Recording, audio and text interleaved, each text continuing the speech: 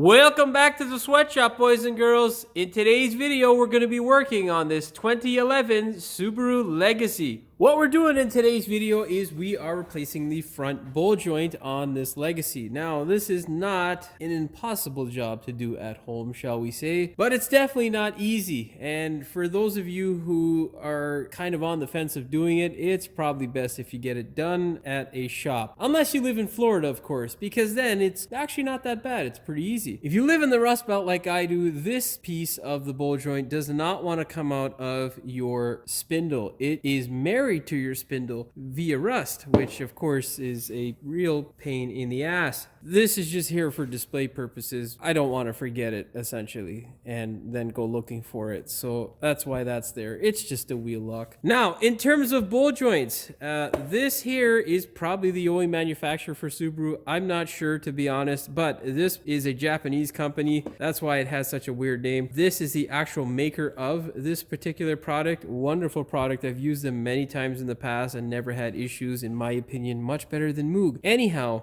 go ahead, grab yourself a good ball joint if you are doing this. You don't want to do this job often because the spindle doesn't like to be spread apart, as you'll see eventually when I put this thing up in the air. So if you own the car, of course, get yourself a good part. This is my recommendation here, or the Subaru joint. That being said, if you are crazy enough to do this job in the driveway, make sure you employ the use of jack stands and a good jack so that you don't end up as a 6 o'clock newsreel story. Before we get started with today's video, do me a big favor. Hit that subscribe button as well as the notification bell so you never miss one of my new videos. Let's get started. Currently, what we are looking at is our ball joint. As you can see there, it doesn't look very happy. It looks like the boot has let go at some point and has possibly caused the issue that we currently have. Now, how do you diagnose a ball joint and how do I know it's bad? Well, simply how we diagnose any other joint, by holding the wheel and shaking it. Specifically with the ball joint, it will be from left to right by grabbing the sides of the tire. What you want to look at is this region right here.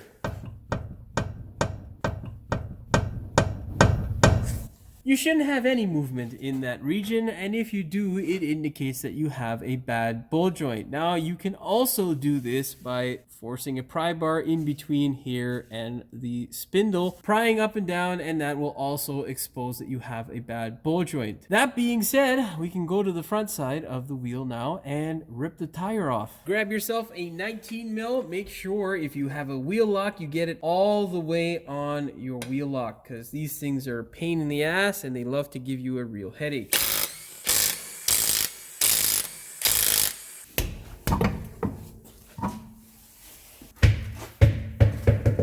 Well, this gentleman has done somewhat of a decent job. As you can see, there is some attempt at lubricating the hub. Unfortunately, this area was missed. Anyhow, it's better than nothing. There are two fasteners that we need to take care of. There's this 14 mil here, which is almost always seized in place and wants to break. And then there's this guy here, which has a cotter pin lodged through the middle of it, which is normal. There's nothing wrong with that. Of course, the cotter pin tends to be a real pain in the ass to come out. So what I like to do basically is just bend this cotter pin out of the way, get my 19 mil on it, and smash it off, because this thing is going to scrap anyhow, so we don't care. Now here is a perfect example of the pleasures that we here see in the Rust Belt. I am currently twisting this cotter pin, and yeah, it's only twisting on the one side. This, though, is the desired effect. Continue twisting until you break the stupid thing into a few pieces that aren't going to hinder your 19 mil fitting on the castle nut.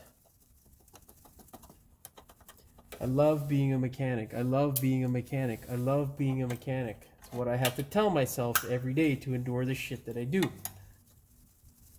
As you can see, we're having the same pleasure. It's wonderful. Now, we're going to be interesting to see if the DeWalt can take this off, because I have not done a ball joint since I got my DeWalt. Let's see what the verdict is here on the DeWalt Atomic Series, supposedly 400 foot-pounds of Torquus. Oh, yeah. Okay, now, socket on all the way. Hammer. Not bad. All that rust, so much fun. Now, before I go any further and release this, what I'm going to do is check on the status of this bolt here. Now, what does that mean? Well, essentially what it means is I'm going to take a 14 mil. We're going to put it on this side here. We're going to crank it just a bit to see if I get any movement on this side. Otherwise, we're going to have to get the heat out. Now, you can get a normal size ratchet, but my joints are, well, they're not what they used to be, so I'm gonna get the longest goddamn ratchet that I have in my arsenal, and yeah, we're gonna crank it just a bit. Now remember, we're not trying to loosen it, we're just trying to see if this guy is going to cooperate. Get it on all the way. We're gonna do the smart thing and confuse it by turning it like we're tightening it. Yeah, that's not, there's no fucking way, that shit's not coming up. Let's see.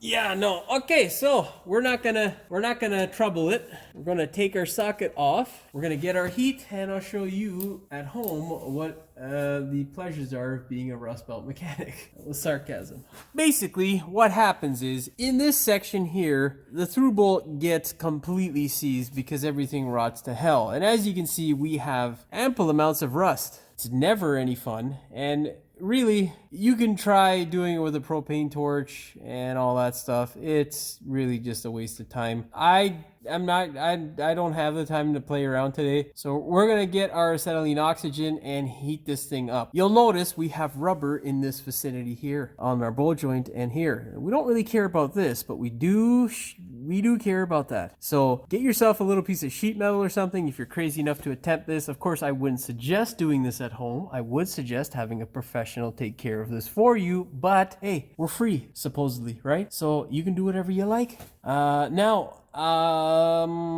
Yeah, safety goggles, eye protection, and a mask. Oh wait, safety goggles is eye protection, Jimmy. Jeez, yeah.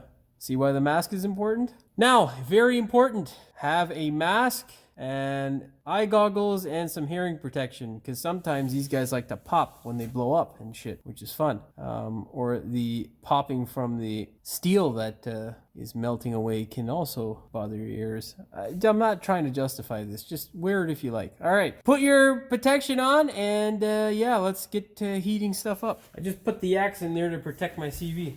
All right, let's get to heating.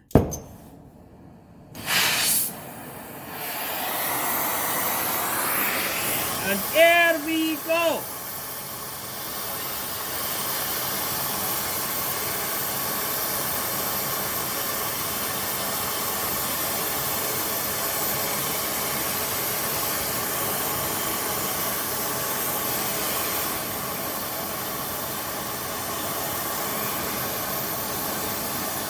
Now obviously you might be able to see on camera, but our bowl joint is currently taking a shit. Yeah, there's some hot grease diarrhea flowing from the bowl joint. Yeah, so much fun.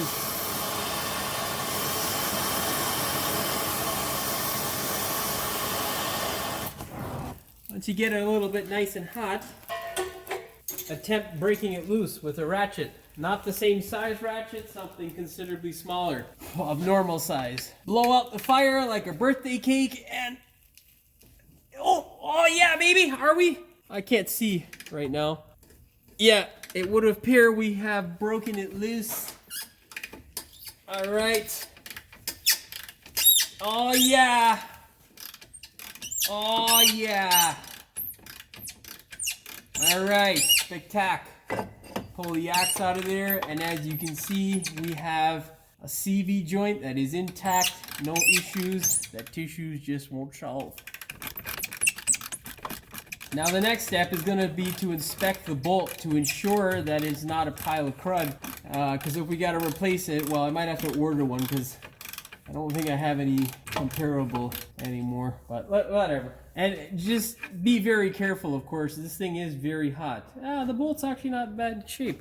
See? And clean that guy up and stick it back in the hole. Yeah, so long story short, you're probably not going to be able to do all that bullshit at home. It's a real pain in the ass, and yeah. Of course, you're not, I don't think you're going to have this if you're down in the south. Most times, it's just easy peasy. You know, we don't get that up here. The Rust Belt sucks balls. Now, let's take a closer look at stuff. Now, as you can see here, we've got a little bit of ball joint diarrhea. Let it cool down, and then you can just scrape it off. And the same thing goes for metal diarrhea. We got some rust scale up here that looks really bad, but is meaningless.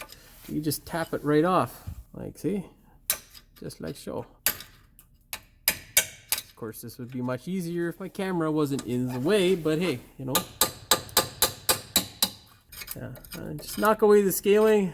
Now, the reason why you want to knock away the scaling, you don't necessarily need to, is just because if you're on the floor, you don't want this shit getting into your eyes. And then you can go ahead and remove the ball joint from the lower control arm. Now, you can use a death fork to separate the ball joint from the lower control arm, but then that involves you taking apart the brakes and brake shield and all that bullshit, and I don't have time for that. So what I like to do is I like to get my puller like this. Now, on some of the newer Subarus, I've noticed that the control arm is bigger than what the older ones used to be, and specifically we're talking about this little area here. So it makes it a bit of a challenge to get this guy on. So I'm going to try and work this guy on off camera, and if I can, then I'll explain the process. If not, I'll show you what the other method is. So what I do is I just sneak my tool on. First off, this guy has to be on the actual ball joint first, and then just tap it nice and lightly. Get it into place. Then grab your 19 mil on a gun. You can if you want. The tool is rated for it. Well, this particular tool is. Just tighten it up and blip it. You want to blip the throttle. You don't want to go crazy on it because, hey, it's a tool, not something you want to destroy.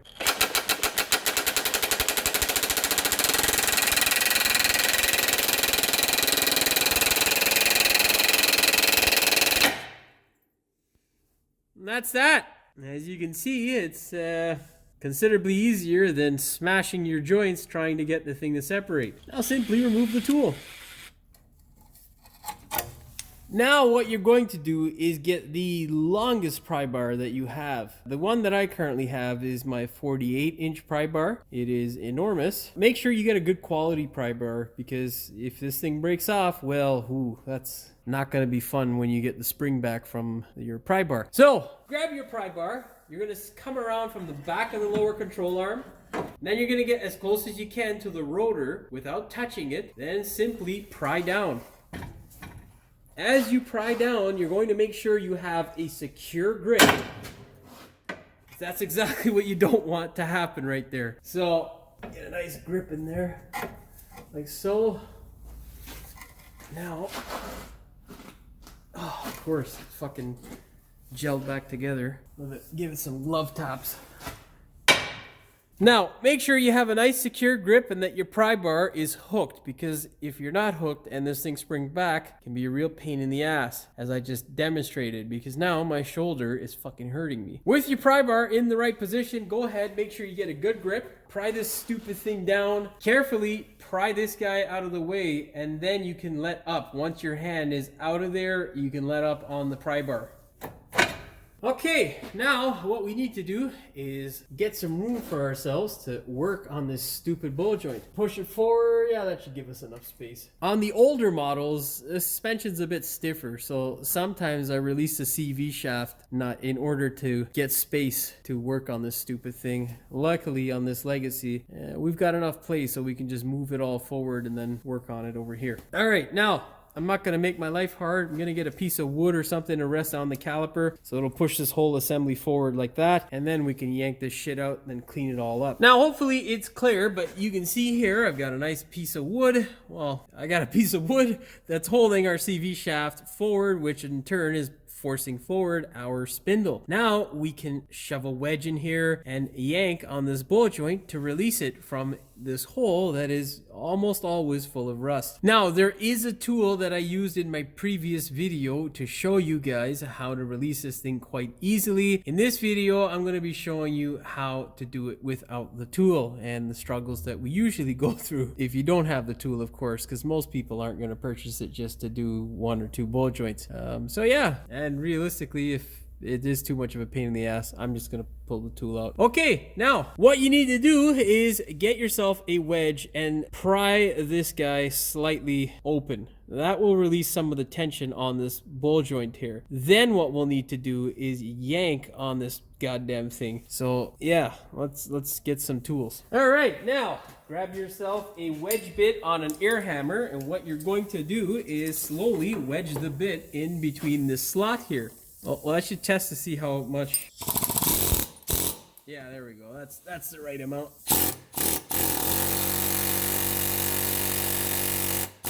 All right, that's not getting in there. So I'm gonna go get another bit that works. All right, let's try that again. Oh, come on, damn you.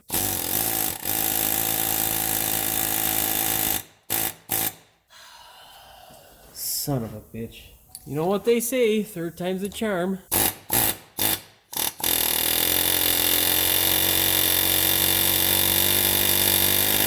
Now, it may have been hard to see on camera there, but essentially it has split the spindle just a bit. Now, you don't want to be overly aggressive with this because you can crack and damage the spindle. And if you do that, well, you don't want to change all the rest of this crap. That's just a nightmare. And yeah, what we need to do now is hammer this guy out. So I'm going to get my slide hammer now. I'm going to attach it to this stupid thing, and we're going to yank this stupid ball joint out. What it is, the setup that I have is this guy here, which will attach to my slide hammer. Now, if you don't have that setup, it's fine to just put a vice grip on this portion here of the ball joint, and then you can just knock it on either side of the ball joint, and that'll help with getting it out of there. Of course, I'm going to use a slide hammer because it's just easier. Thread it into place.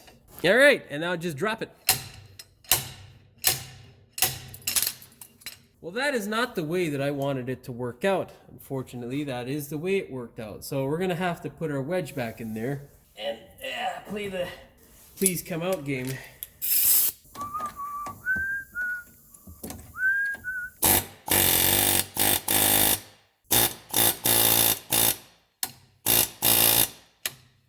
Let's tighten this baby up some more.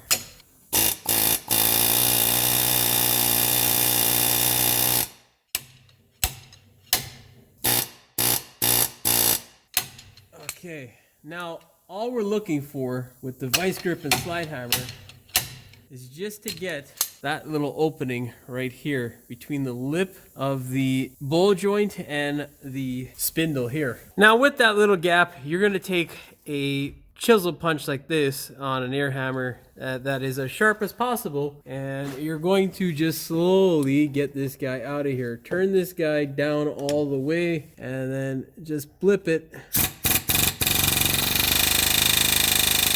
just a bit. Well, it's this basic game of back and forth between this air hammer and the other one, because what happens is as you hit this one with the other air hammer, this guy wants to come out, which is a pain in the ass.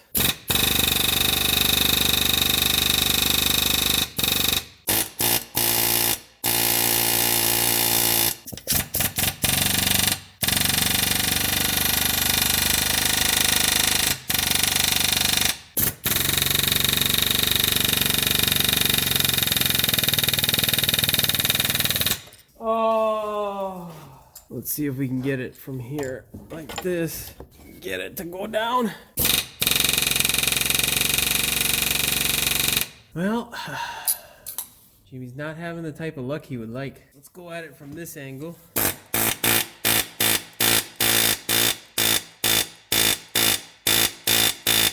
Let's get this guy off here. Let's grip this pile of shit right here, and then we'll do it the old-fashioned way. Because now I can't, well, I could use the tool, but it'll just be a pain in the ass because I've mangled the thread on this thing, but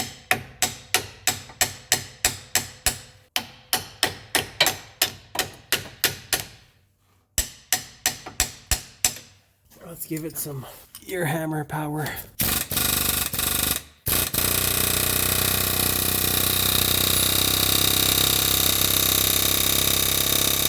Oh, such a wonderful process.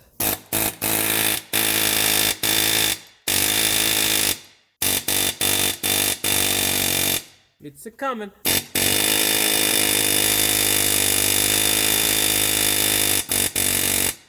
What's happening is I'm not actually forcing the bit up. It's not expanding this anymore. It's the vibration that's causing the ball joint to fall out because we've broken the rust free, and essentially that's pretty much all that's holding. It's just rust. So as you vibrate it like this bucket of shit will fall out. Just make sure you're pulling down with your other hand on the vice grip.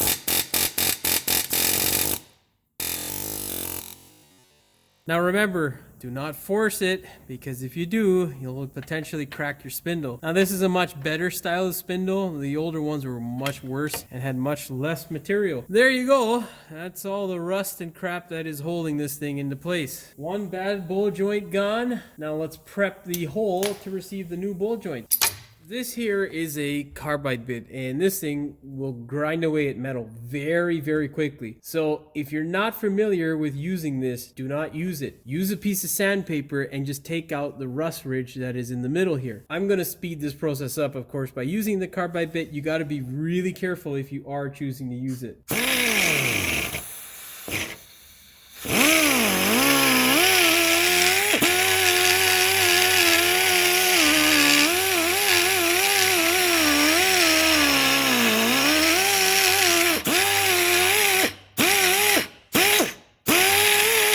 All we're trying to do is just take out the heavy scale. That's it. Now, with the scale out of there, you're going to take a grinding stone and just...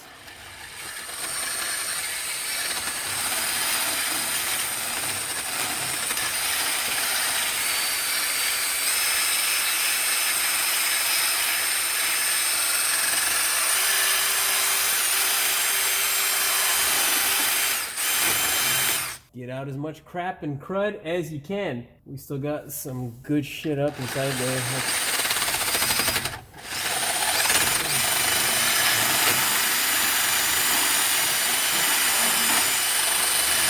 No, we're getting there.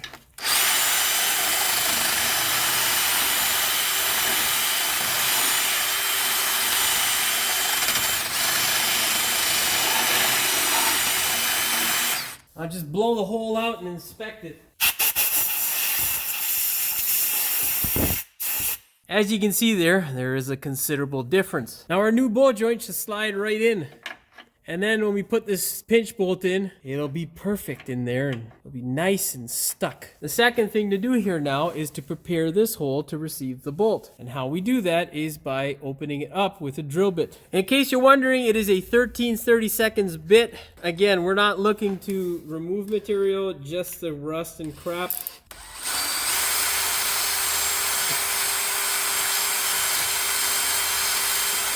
Do not go all the way through. This is your threaded portion. All we're looking to do is just remove the crap on this side here. Now, I'm gonna go and clean this bad boy up, make it look like a nice new bolt again. Now, you should end up with a result like this. If the bolt has considerable pitting, or at least 10% or 20%, I would say, of its surface actually gone from rust, then just replace it. I know this thing looks ugly, but it's still a good bolt. The other thing you want to take away from this bolt is you can see here, this side where the thread was actually engaged is not heavily rusted, so I don't see any point in tapping this side. There's not going to be any gouging or crap in there that will cause any issue when we're putting the bolt back in. Now, to test that theory, simply thread your bolt in, and if you can't thread it in by hand quite easily, you should tap it. Luckily, I can. So yeah. Now what you need to do is anti-seize the hell out of this thing, and you need to also grease the hell out of this cavity here. Take the grease gun and just give her, bud. You know,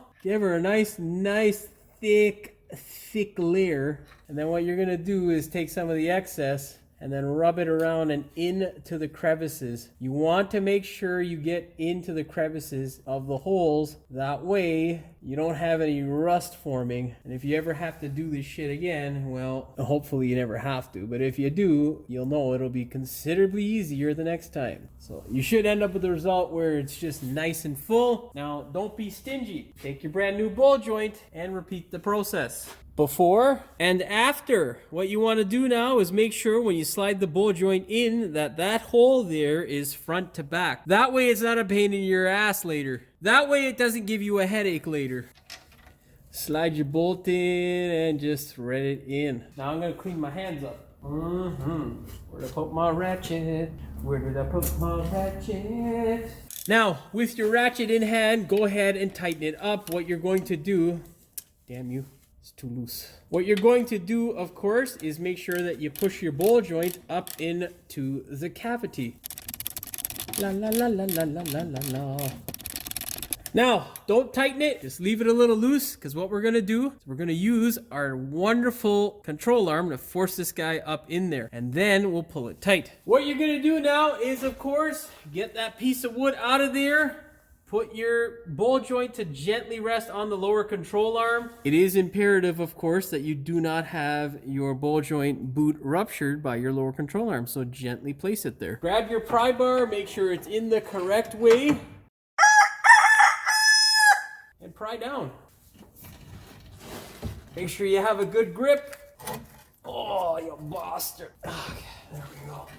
Okay. Now, because we put all that grease in there, it'll form a section where you can't compress it. Not easily by hand at least, but there is a cutaway in the top. So what you're gonna do now is just smash it a bit with a mallet. And that'll ensure that your joint is sitting nice. And you can go ahead, tighten it up with your ratchet. Now go ahead, grab your torque wrench, set it to 37 foot-pounds or 50 newton meters. Okay, with that out of the way, go ahead, grab your castle nut.